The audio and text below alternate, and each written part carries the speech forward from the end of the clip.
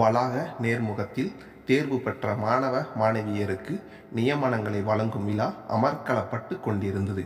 மதிய உணவுக்கு பின் கலந்துரையாடல். அதன் பின் யார் யாரோ மேடை ஏறி பேச கடைசியாக பேசினார் கல்லூரி நிறுவன தலைவர்.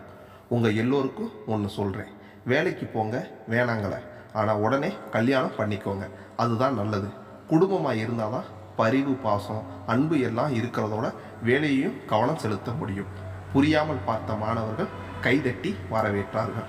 இறங்கி வந்த நிறுவனரிடம் கேட்டார் சிறப்பு விருந்தினர், என்ன சார் இப்படி பேசி புட்டீங்க? வேலை கிடைச்சதும் கல்யாணம் பண்ணிக்கணுமா? அதனால் என்ன ஆக போகுது? என்ன ஆக போகுதா? நகரத்தில் 4 கல்யாண மண்டபம் கட்டி வச்சுருக்கேன், 5 விளையாட்டு பள்ளி, துவக்கப்பள்ளி, உயர்நிலைப் பள்ளின்னு கட்டி வச்சுருக்கேன். இதுங்க கல்யாணம் பண்ணி பிள்ளை குட்டிகளை பெற்று போட்டாதானே எனக்கு வருமானம். என்ன நான் சொல்கிறது? சிறப்பு விருந்தினருக்கு மயக்கம் வந்தது.